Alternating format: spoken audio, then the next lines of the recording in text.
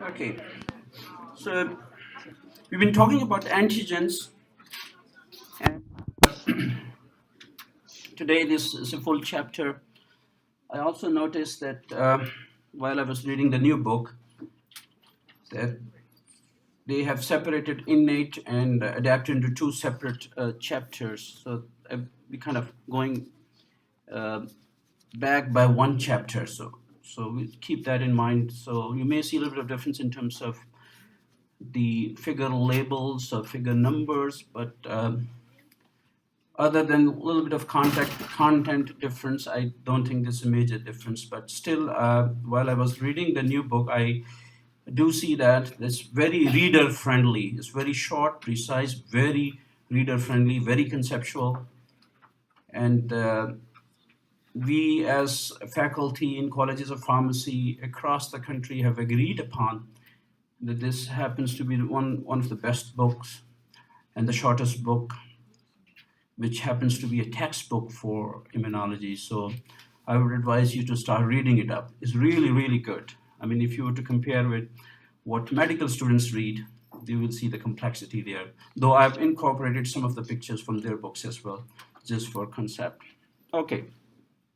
Now, we've been talking about antigens so far. We talked about antigen antibody.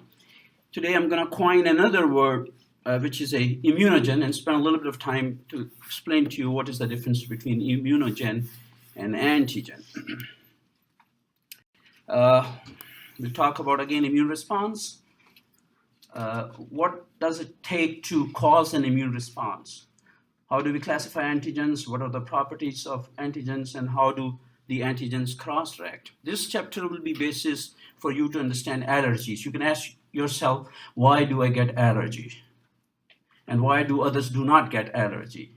So it's like allergen is also an immunogen, and all immunogens are antigens. So some of the terms that we will kind of use will give you a functional element of the term. So keep that in your mind as we move along. So far, I think you have an idea that anything that is considered foreign by our body, we are going to mount an immune response. And we call that an IR.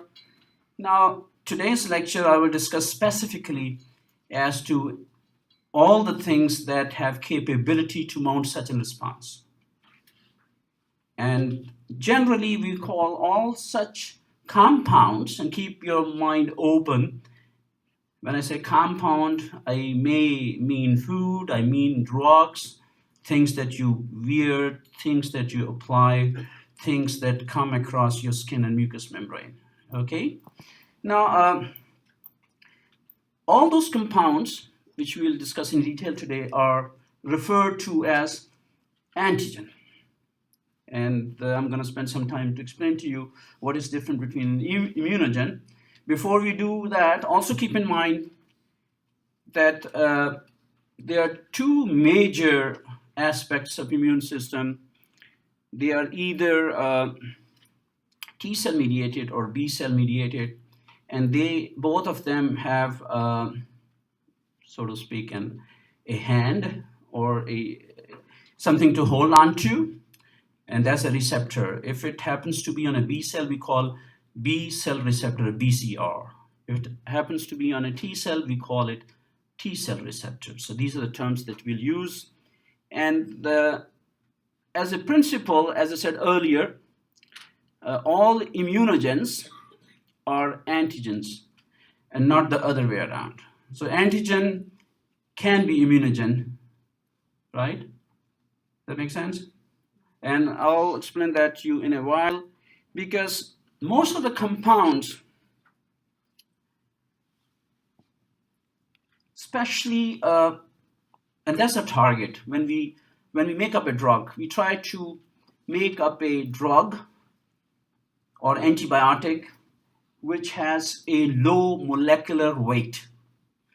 And why do we do that? Because low molecular weight do not normally evoke an immune response.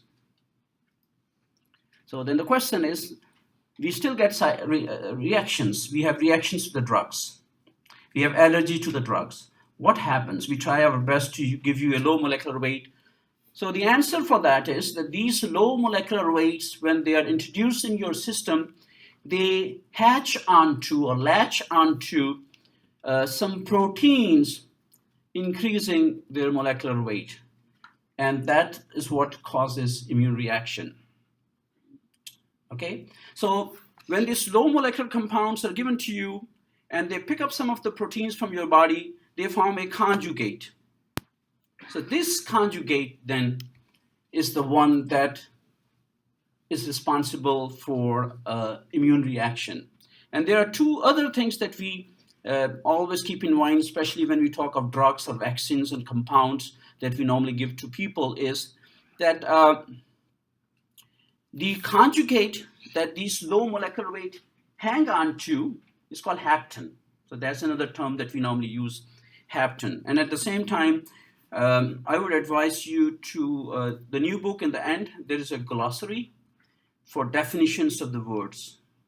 For example, hapten, adjuvant, TCR, MHC. So all these kind of acronyms that I'm going to use, it's good for you to know the precise definitions, because especially in the first part of exam, you will be bombarded with quite a few definitions. So you better know from the glossary what exactly does it mean, okay? But concept-wise, I'll try my best to explain these in these lectures. Now, the high molecular weight that basically comes out when it attaches to hapten, we call it as a carrier. So these are the terms that I'm going to come over and over again, and maybe for you just to cram the material at this stage, and as we move along, you'll get a better idea what exactly does it mean, especially when I give you examples in real time. Now, as I said earlier, immune response, allergy, reaction, all drugs. Sometimes people ask me, hey, I'm going to go for a homeopathic medicine. And I ask them why, because they tell me that they don't have side effect. Do you believe that? If somebody was to say, propagate, hey, I'm going to go for homeopathic med, I wouldn't do that because I'm an MD. It's going to be killing myself. But the fact, I usually question, I ask them that, then the chances are there's no reaction, there is no action for those drugs, because every action should have a reaction. There should be a side effect. It's normal for a drug to have a side effect. We cannot come up with any drug that doesn't have a side effect. What we try to do is we want to limit it. We want to control it. Okay? So in real time, immune response or allergic response or reaction has been demonstrated for pretty much all biochemical compounds. And that includes carbohydrates, lipids, proteins, and nucleic acids.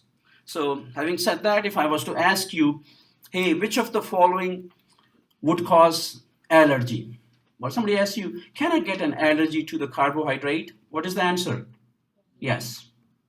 What about lipids? Yes. I mean, I'm going to talk about what kind of reaction you have, but theoretically, basically, we do have reaction and immune response to almost everything. Okay? And same goes for drugs, antibiotics, food additives, cosmetics. And I keep on telling people that FDA will regulate the side effects of the drugs. FDA would not regulate the side effect of cosmetics. So when you apply all those aisles of pharmacy that you have, in Walgreens and CVS and whatnot, you are taking a risk. There is no FDA regulation for that. For some good reason, I cannot answer that. But you can see from there, the idea is that cosmetics do have reactions. And likewise. Now, most of the time, what we normally do is that, and all those people who make these compounds, they want to make sure that they make small synthetic peptides. But as I said earlier, What stops those compounds when you introduce them in your serum, which is teeming with proteins, to hatch onto those protein and cause an action or cause a reaction. So the idea is that if you were to design a drug, you better make sure that they don't latch on to those protein and cause problem. Okay, so that's an idea behind it in terms of concept. Now the question to you is that, okay, we want to, do we need to have immune reaction? Firstly, do you think we should have an immune reaction? Yes, because if you don't have an immune reaction, you cannot fight microorganism, you cannot fight cancer, you're gonna do. So that's, but idea is we want to have a normal, well orchestrated, controlled immune reaction. But what is the requirement for immune reaction, or what is the requirement for immunogenicity, for any antigen to become immunogen? Or what is the requirement for any substance or compound to cause allergy? I'm going to spend 4 lectures on allergy, but still this is the basis for that. There are many different requirements, and I think your book talks of at least 5, 6. I'm going to touch upon those, and I'll hold you responsible for those which are given in your book. But keep in mind, keep your minds open that there are quite a few others as well. The very first thing that has to evoke an immune response is that your immune system should see that as a foreign, right? Because if it doesn't see it as a substance as a foreign, no reaction.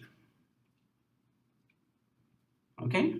Number 2 is, as I said earlier, low molecular weights do not cause reaction. So the chances are anything which is high molecular weight will evoke an immune reaction. Thirdly, it has to be chemically complex. So if it's simple, immune system is going to ignore that, right? So you also keep in mind, with all this industrialization, our lives have become complex. So the food, drinks, clothes, you name it, the drugs, they are pretty much complex. So the chances are that they should mount an immune reaction. And we want those compounds to degrade. There's a degradability element of that. It has to break down. I'm going to explain that to you why you want to do that. For most of the time, that's what we do. And then the other important thing is that your genes should see that. That's why somebody, if tells you, hey, I'm allergic because my mother was allergic, my father was allergic, so you pretty much inherited it. So there is a component, not always, of a gene, which is genetics. So the cells that you have, especially T cells, are going to ask the other cell to provide a ID. And I told you the other day that ID, which is unique to yourself, is your gene. We call it major histocompatibility complex. MHC is like an SS number for each and every cell that you possess. It is meant only for you and not to anybody else. That's what I'm trying to kind of give you an idea. Okay, so unless and until that particular compound is presented,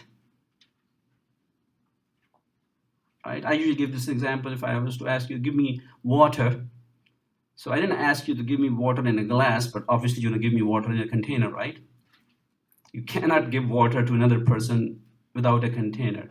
So if water is something which is immunogen, it has to be presented to your T cell in a container. So that container is your gene.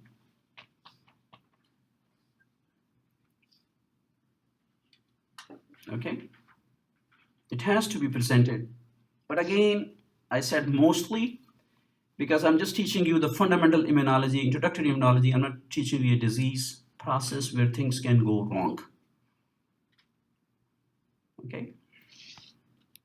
Now, let's take on number one, and I'm pretty much sure by now you know you would not want immune response to identify your own self as non-self. If it start doing it, which it does, then we'll have another problem which is called autoimmunity. You start killing yourself. So anything that mounts an immune response has to be foreign. And when I say directly proportion, what it means is the more foreign it is, the more reaction would it be. So anything which is 10 times foreign is going to mount a 10 times response as compared to another thing which your immune system takes as a 5 times or 1 time. So that's a proportional thing in terms of foreignness. Okay? The other important thing is, I already said high molecular weight. And when I say low molecular weight, what I mean is that it has to be less than 1000 DA. And by design, they should not be immunogenic. So you should not get a reaction to penicillin, progesterone, or aspirin. But do you get reaction to them? Yes. So what is happening? They are latching onto something else. That's what we need to study. But as a principle, when they design a drug, they would rather design a drug which is less than 1000 Daltons. Okay?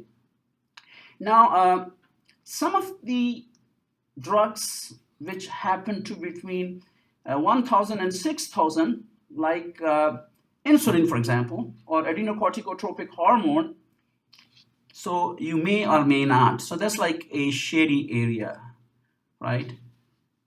Because we cannot say to the immune system, hey, this is the number, because there are more than one mechanisms there that may cause immune reaction. But we are sure, by all means, as of today, and then these numbers keep on changing. That's why I wanted you to read the new book.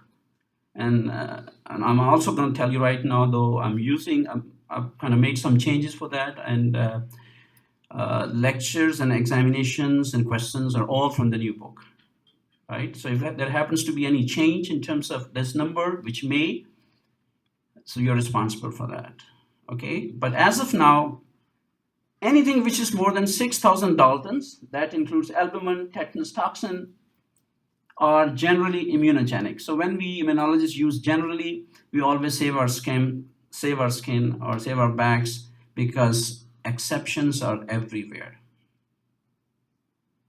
We are learning this science. This is not like 1 plus 1 is equal to 2. This is 1 plus 1 could be 3. That's how it goes in terms of rapidly developing sciences like immunology. But I think we already agreed upon, the immune reaction is directly proportional to foreignness of an antigen or immunogen. Likewise, the immune reaction is also directly proportional to the molecular weight. So higher molecular weight would have a stronger immune reaction. Okay. Third important thing is, as I said, that the chemical complexity is simple. If you're simple, life is simple, food is simple, as used to happen in olden times. So the chances were there were no allergies, no problems, so on and so forth. But keep in mind, bacteria and viruses are not simple. They're very complicated, and you will see when we discuss that. But as a rule, simple molecules are seldom immunogenic. When I say simple, basically is less than 30K. But at the same time, also keep in mind, and that's an important concept biochemically, that some of the compounds, especially if they are homopolymer, like D-glutamic acid, which basically forms the capsule of one of the bacteria, which is Bacillus anthracis, this is not immunogenic. And you will wonder, do we want the capsule of Bacillus anthracis to be immunogenic, or do we not?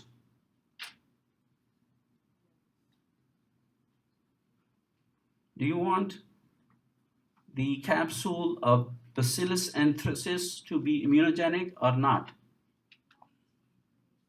Immunogenic. Yeah. No? It's a difficult question. But there's answer yes and no. Yes, you probably will have a yes because you want to mount an immune reaction, right? Now the question in this case is, if that particular capsule does not evoke an immune response, I cannot give you that as a vaccine. Because if I'm giving you a vaccine, I need your system to react. Okay? So if I take the D polymer or D-glutamic acid, in that vaccine, it's not going to mount a reaction. I have to go and take in L1. So that's a biochemical configuration that we always keep in mind in terms of chemical complexity, even if it happens to be a weight which is like 50K. Okay? And the other problem we may have is that the small molecules may attach to complex molecules, and then we have a problems. So especially when you have copolymers, especially amino acids, we talked about the polygat, they tend to be highly immunogenic. And the reason I'm asking you is this: if you happen to put them in vaccine or the drugs, they are going to increase the complexity of that particular drug or vaccine and may cause. So if you are working to improve the efficacy of drug, you would rather cut off those moieties on that particular drug which evoke an immune response. So that's what we have: the first generation of drug, second generation of the third generation of drug. We kind of keep it, trimming it up till we pretty much take care of all those kind of the things that may cause problem. Okay. If I was to ask you carbohydrates, protein, lipids, and amino acid, which one of the four you think are going to cause the maximum allergy or maximum immune reaction? Proteins. Correct. Absolutely. Why? Correct. Because it's complex. It is complex. And number two is that basically it has primary, tertiary, secondary, tertiary, quaternary structure. So you are complex. You have more exposed, so you get more reaction. So this means that if you were to look at 4 drugs and somebody has to ask you, I've got allergy, so the chances are protein allergy is going to be the severest of all as compared to any other thing. That in technical terms, this means proteins have more immunogenicity, more ability to cause immune reaction. And again, you can see from here, primary structure, secondary or tertiary. So you basically are exposing all those areas. So you kind of, you give a small target for the immune system to shoot, and then you give a bigger target. The more big targets are, the more chances are your immune system is going to shoot for that, right? And it's going to take each, and it's like you expose more as compared to a smaller molecule that they're exposed less. And you can see the primary, secondary, and tertiary. And sometimes what happens is that you may have a unfolding or folding of those protein, and something is hidden and something is opened up. Okay. And again, in this structure, you can see especially quaternary structure of a protein. And you can see over here, there are 2 or more polypeptide chains. And then if you open all these areas, right, so immune system is going to look at them. So you basically, I usually give an example that many times for security reasons, you say, can I have the last 4 of your SS? They don't ask you all. Okay, the chances are, so what happens in this case is that if you were to give more than information that is required, you're putting yourself in trouble. So likewise, the immune system is designed in a way that if you expose a protein structure which is highly complex, and then again, it will have an effect in terms of folding and unfolding, the chances are that you have a very severe immune reaction. Okay. The fourth thing is those immunogens or antigens should be biodegradable. Guess what? They say that when they made these whatever bags, these plastic bags or polymers, then they made the big issue was very easy to make them, but very difficult to degrade them. They were not biodegradable, so they're going to hang around everywhere. The cost problem, eco problem. But in this case, we want a bigger molecule. I've got a chunk of food over here, right? And I'm a T cell, for example. I usually have people volunteer, especially in the first row, to role play. So those of you who are interested, and I would want, because I'm going to pick on people and ask them to come over. So you be ready to become an antigen, be ready to become an antibody or MSC or whatever. Are you guys ready? This is like an exit seat of the airplane. They say you be prepared in case of. So in case of, so you be prepared for any other thing that you're going to be called upon, and as a matter of fact, second row as well.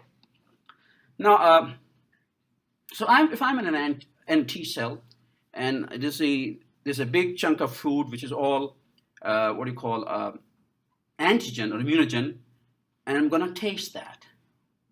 So I'll just have to take a small portion and kind of taste it. I don't want to go eat it all to taste it. So those people who develop taste, they know that I cannot taste metal, so it has something that gets dissolved in my mouth.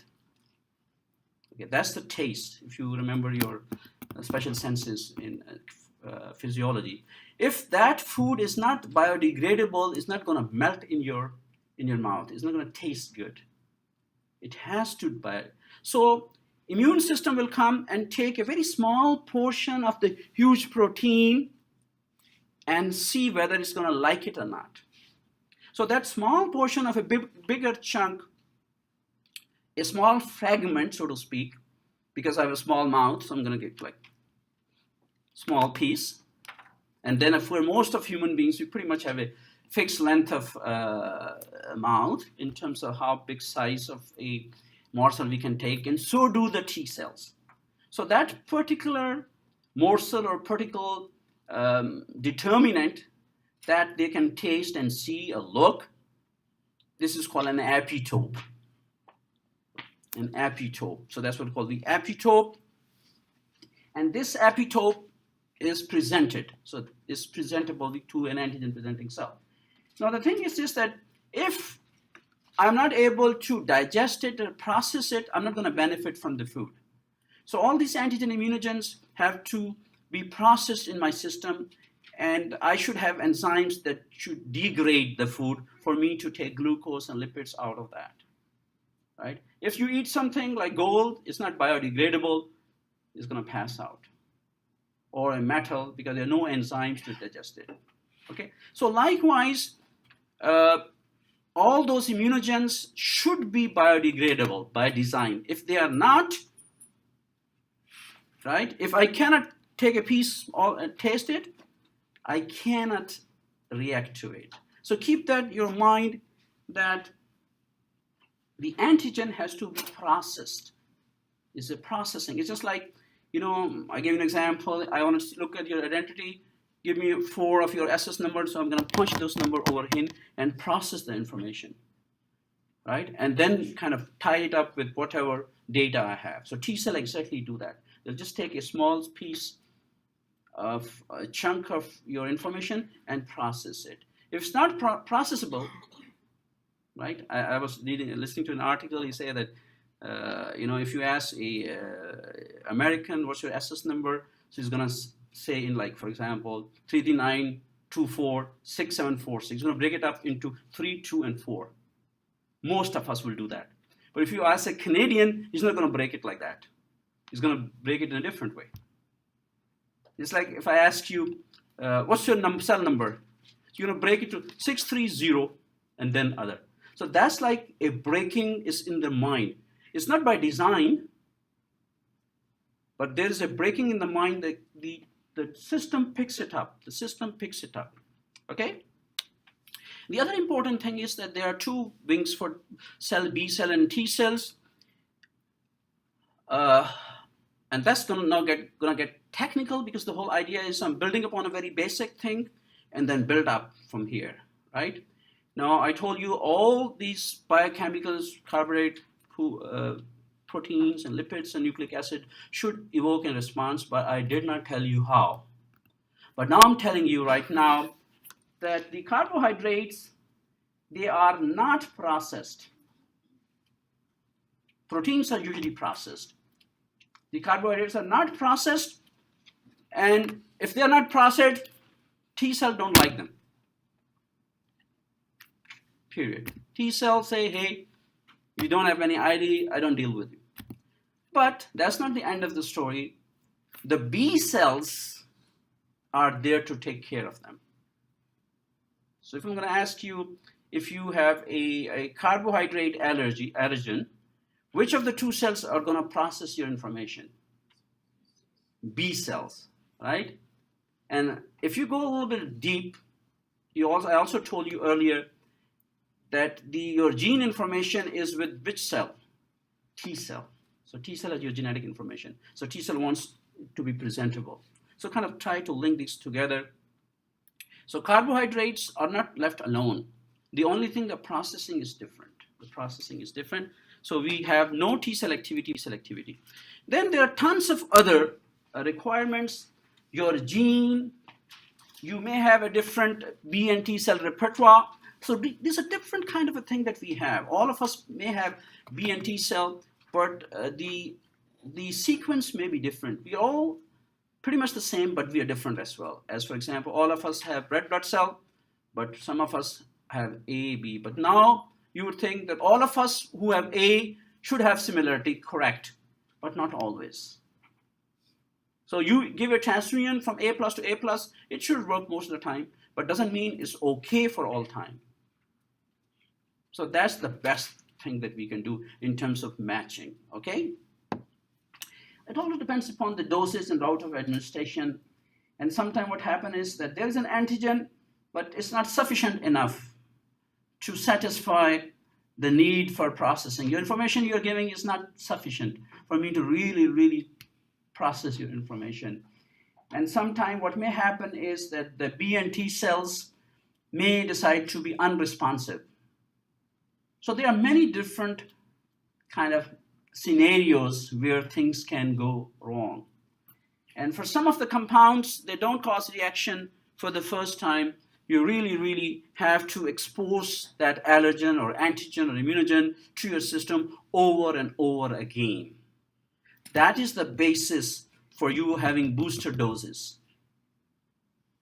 Hey, have this vaccine today and come back later 6 months for the second dose, right? And then come back later for the third dose. So that's again how some of the antigens are seen in terms of immune reaction. Routes of administration also make difference. I told you the other day, the strongest response that we normally get is subcutaneous. That because the skin Langerhans, because if I ask you what are the cells that process information, so the cells that process information are called professional APCs, antigen presenting cell. And number one is dendritic cell, macrophages, Langerhans cells. So these are the cells which have a big data house. They keep the data with them, not everyone. If you were to give something via blood, it's going to go to the spleen. Spleen does have an APC, antigen presenting cell, but they kind of are unresponsive. So many things, if for example, unresponsive, we say in technical term tolerant. You know, if I give, like, for example, peanut to two people, one is going to have allergy, the other is going to be tolerant. That's how we'd say. The ability of the peanut to cause allergy is the same, but his or her cells are tolerant. So this is another concept. If I want to protect you or save you from allergy, I would rather want your T cells to become tolerant so that you don't mount an immune. You have to tolerate me. You have to, that's what we do, right? So for human relations as well, you don't kind of have a perfect fit between two people. It's kind of give and take. So, okay, I'm going to tolerate you. So that's what the immune system does in terms of reactions. If you give orally something, then, for example, then there are in gastrointestinal tract. If you remember the structure of gastrointestinal tract, especially lamina propria, LP, there are quite a few cells. Then again, you are very tolerant to that. The chances are you're more tolerant. But sometime when you inhale something intranasally, there's a very strong allergic response. So I told you that you want to test people in your clinic for allergens. You rather test on the skin. So these are the routes that we take in terms. So if, for example, you got asthma of allergy, you better carry an EpiPen. If you've got allergy on the skin, again, it depends what kind of allergy you have. So depending upon which route of immunogen is coming and hit you, you have to prepare yourself. So if you're going to give a IV injection and you think it's going to get a reaction, you be careful as compared to oral. So the oral are pretty much safe. Pretty much safe. That's why whole design is that you want to give you a tablet, a caplet, or whatever. Even vaccines orally have a better efficacy of production. Now, the other important thing we have to keep in mind is that there are two responses. I just gave an example for the booster doses. So we give you one dose, so your immune system sees it, processes it, right? We call it first exposure. And it takes a while for it to kind of register the events, right? Then we give you another response or another dose after a week or years. Now, when you give it second time, the immune system, since it has seen it first time, so it's going to save time now. The processing will be fast. Now, if you were to mount an immune reaction, it will be very quick onset. Hey, I ate that day. I had a little bit of, I took peanut, but I thought I had suffocation or kind of, choking. But when you take it again, this is going to be very severe. So that's the very quick onset because your system has already seen that. And it has a memory for that. So it kind of registers that, okay? Because remember, we carry those specific cells. They are brought upon to see a particular and photo that. So they kind of, at a photographic memory, say, oh, I've seen you. Okay? And then the processing is easy. So that's how the immune system works in terms of primary and secondary response. But things are not that simple. I'm just giving you an introductory lecture this time. Now let's say the antigen, it has to basically bind with something, right? We talk about antigen qualities, but it has to bind with something. So there has to be a binding for antigen. And that binding, we call it complementary determining regions. So these are specific regions, CDRs, that bind, right? And also keep in mind, I told you that if you have a bigger chunk of a antigen, the T cell's not going to go and swallow it all, right? And they will just take a small portion of it. And I gave an example for a mouth. You're going to taste it in the mouth. So you just take a very small chunk, which roughly 5 to 7 amino acids. So we have 5 to 7 amino acids, let's say in terms of protein, for us to taste that. Okay? And the way we do that, because if I'm a T cell, right, my mouth is a TCR. So my mouth is a TCR. If I'm B cell, my mouth is a BCR. So I'm going to take a piece of it, which is going to fit in my mouth. So that has to be according to the size of that. So that's about like either 5 to 7 amino acid or 8 to 12 amino acid. So that kind of binding that stays for a short time basically is non-covalent binding. So it's not something, if I'm going to taste it, it's going to stick to my tongue, right? It's not intent. It's just like a taste. So it's going to look at it, and that binding will be a non-covalent binding. That's again some important concept for you to understand. But also keep in mind, I told you that nothing gets identified by your immune system cell unless and until your genes see it. So I usually give an example, the difference between T cell and B cell. T cell has eyes. So it's going to ask for you your photo ID and look at it in context of your genes. So T cell carry the information that you have in your genes. Okay? Does that make sense? So by the end of the day, we call this a tri-molecular complex. So whatever chunk of food that you took is an epitope, and then there is a T cell receptor, right? And there is a gene element. All three are together before the processing will begin. It's just like, hey, I'm gonna open up your bank account, give me two IDs, two picture IDs, that's a requirement. There's nothing will happen. I'm sorry, I just had one, okay, later. So it has a requirement for processing antigen. In this case, in order for the cell to process information, which is an epitope, there are two requirements. One is it has to have a TCR, T cell receptor, and it has to be presented in terms of gene, MHC. Okay, now this is again a conceptual thing. I already told you the antigens are recognized either by the B cells and T cells, correct? Now, what is the difference if I was to ask you what are the differences between antigen processing by a B cell or T cell? Okay, now look at the first one, that the antigen comes in contact with the T cell. Okay, so antigen comes and presents itself. Now, the BCR, the B cell receptor binds the antigen. So it has a mouth, it's going to go and bind it. You know, as compared to TCR, it would only bind that particular antigen if it presents with a picture ID with a gene. If there is no gene, the T cell doesn't want to look at it. Because I told you T cell has eyes and B cell doesn't have an eye. You say, okay, whatever comes fine with me. But T cells, no. Unless and until you present this water in a container, right? And that's a very important concept. When we talk of allergies, you will have to understand the drugs that we give for allergies, especially for the newer drugs that we are making. So far, so good? Okay?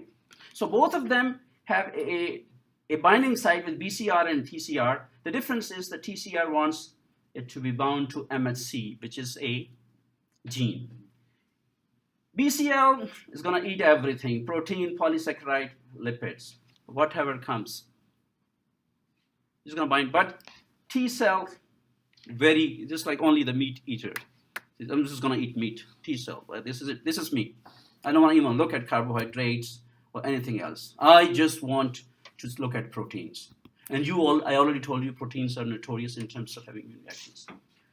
The other important thing is that B cells can look at soluble antigens running around, but no, T cell doesn't do that. It wants physical interaction. It needs something to be fixed on something, right? You have to fix my dinner, you have to fix my food, and then I'm going to eat it. Right? The B cells say, oh, no problem. I'm just going to nibble with whatever is there. That's fine with me. No need for you to present something to me on a dish or a platter, especially a platter for MSC. And then again, the epitopes which are recognized, of course, are accessible. And I'll talk about sequential and non-sequential. But in this important thing is that the antigen processing takes place because it is taking peptides, which are proteins. So these peptides have to be broken down into amino acids. So you have to have a proteolytic digestion there. So proteins, if they are primary, secondary, tertiary, quaternary, have to be broken down into small amino acids before I look at it. I cannot look up a bigger chunk.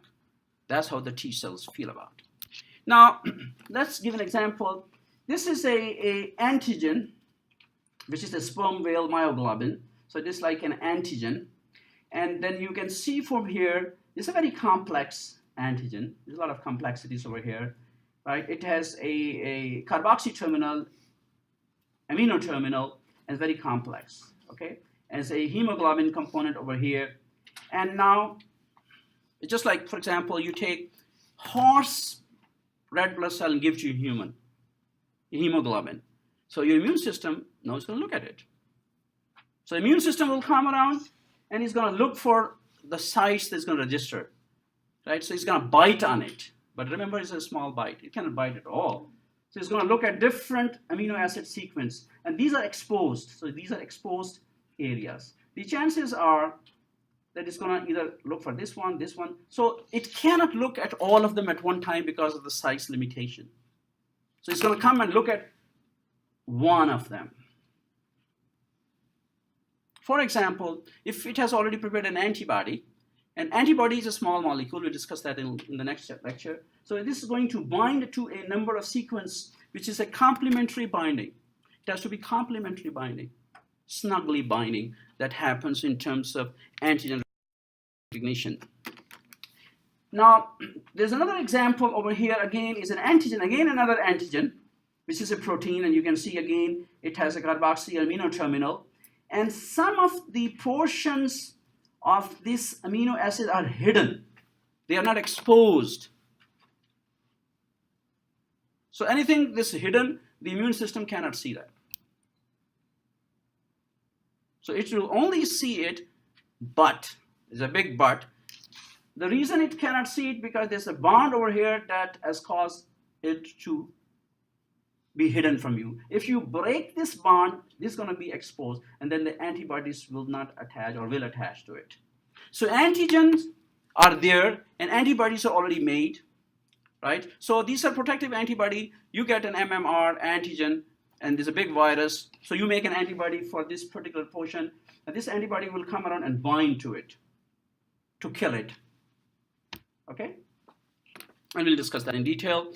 Again, some of the antibodies, antigens, for example, this is the structure of an MHC, a major histocompatibility antigen. So you can see this is your gene. And this gene has a structure which is very defined in terms of different molecules. And then again, within this mouth, right, or within this hand, if these are the hands, there's a limit of whatever you can hold. So that's again a size important in terms of MHC, which is a major histocompatibility complex. And there are two, I'll discuss that later, but now just keep in mind there's a gene there. Now, there are different types of antigens. Remember I said anything that's there on the antigens for the immune cell to recognize, we call it epitope. Okay, so there are three antigens that come in your system. You just had a pet, it had a dander or hair, and hey, I'm allergic to that. So one of the hair, I'm giving you an example, has come into your system, and this hair has only one allergen, we call it one epitope, or it may have multiple epitope, or it may have different kind of epitopes. So you can see that if you were to react to this one, you're going to make an antibody for this one, and if there are multiple, you're going to make the same antibody, and this is going to fit for all of them. But if they come in different shapes and sizes, you may have to develop different type of antibodies for that, right? So that's a little bit more complicated. So we call that basically, for epitopes, we call homopolymers, because whatever is going to bind to this one, you're pretty much going to bind to all of them. It's like a master key as compared to a very specific one that you have in terms of specificity. So this means that if you've been vaccinated for hepatitis B, you won't be protected from hepatitis A, though there are viruses. Because maybe hepatitis B you have antibody for this one, but hepatitis A may have this kind of structure. You have to be vaccinated for that. Okay, now we already discussed pretty much the same information that I've already told you, many classes of antigens. Carbohydrates can be antigens, and they evoke antibody responses in the absence of T cell help.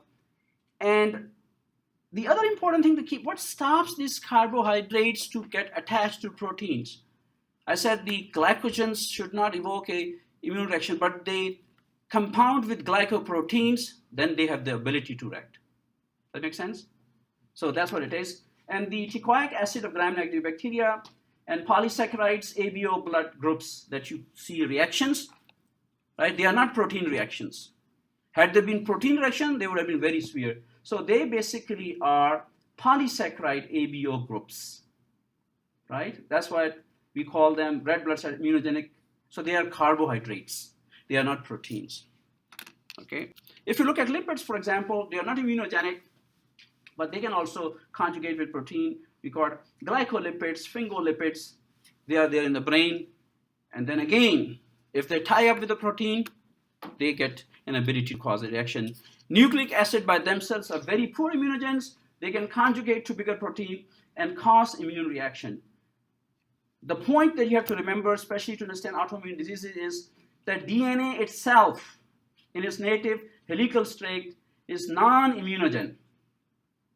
But one of the problems we have in one of the famous autoimmune diseases, which is systemic lupus erythematosus, SLE, this particular patient will develop antibodies against his or her own DNA. So the antibodies are going to go and start chewing up or killing your own DNA. So that's the problem. But nucleic acid as per se would not have a response. Protein, we already said they are very immunogenic, more complex, more vigorous. And the reason is that they are bigger in size, they're very complex, and they present a lot of different epitopes. Now, the antigen binds to the specific receptor. I told you the antigen binds to, I remember I told both of them a mouth. B cell and T cell both have a mouth. Now I'm going to change a tone. The mouth of the T cell is called T cell receptor. The mouth of the B cell is called B cell receptor. But that B cell receptor is actually an antibody. Okay? So you can see from here, the bonding is relatively weak, and it may involve non-covalent binding as well, electrostatic interaction, hydrophobic interaction, hydrogen bond, and van der Waals forces. I'm not going to teach you that, but keep in mind these are very important in terms of drug design, especially for vaccination. That's what we always keep in mind. That's why it takes a while for us to design the drugs. You know, it's a little bit complicated. And sometimes there's a cross-reactivity. So what happens is that you make an antibody. For example, you give an antibody for hepatitis B. It should take care of an antigen, but the same antigen is present somewhere else. Remember we talked about myasthenia gravis, right? Some of the epitopes may be shared. So that's another concept you have to understand when you give an antibody. So we pick up A, B, C, D on a what do you call virus and make antibodies against that, without realizing that A, B, C, D is also expressed in your brain. And when you give antibodies to kill that virus, it's going to kill that virus, but it's going to cross-react with your tissue in the brain, and then you have a problem. That's what sometimes the problems of conspiracy theory in vaccination is, that may happen theoretically because of cross-reactivity that is there. Okay? We try our best that we don't make anything that cross-react. We try our best, right? So we want to make sure that we are very, very sure. As I said, very rare chances are that your ID would be kind of misplaced. Now, in the previous example, what happens is that, and this is basically coming from the explanation of the table, is if the antigen immunogens are the same, right? We call it the reactivity from homologous reactivity. But if they are different, then we call it heterologous thing, and I'll explain that, because that's basically comes from a structural resemblance that may happen. Normally it does not. But again, as I said, keep your mind open, things can go wrong. Okay? And the lastly is that, especially for your, I think dosage form, I'm going to take that, but I'll just need for you to know the concept is that sometimes what happens is we want to kick in your immune system. We want to give you an immunogen to kickstart your immune system but that's not good. So what we do is we add adjuvant to it. So adjuvants are added to enhance immune reactions. That's what it is, right? They don't confer immunogenicity, but they basically are there in terms of increasing. That's why we are struggling with giving you the proper vaccine, the vaccine which is good enough to kickstart your immune system to make those particular antibodies. In order for us to do it, we add something. So any additive that we have, we call them adjuvant. And the classical example for these adjuvant is basically to help. You can see I just copied from the book, the current book. So the thing is that when you conjugate them, this basically doesn't mean that it has become immunogenic. It kind of enhances the capabilities. And if you look at the chart that the dosage form people will teach you, and you can see from here the adjuvants. They've been used for a long time in different French adjuvant. So they are there in most of the compounds to kickstart. Is this like a ignition or a kickstart for the immune system to basically enhance immune response?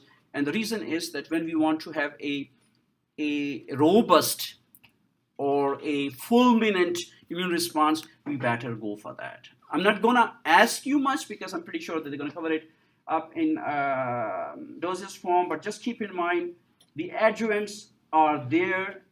And the reason is, what I would want you to know is, and I'll explain that in detail, what do adjuvants do in terms of enhancing immune reaction. And these are all will be done in next couple of lectures, 1, 2, 3, 4, 5, so 6 different type of mechanism of action is going to come in 6th lecture. But for now, all you need to know is that adjuvants are there to help to enhance immune reaction, especially we want to have a, as I said, robust or a good immune reaction to help your body to fight a disease. Okay?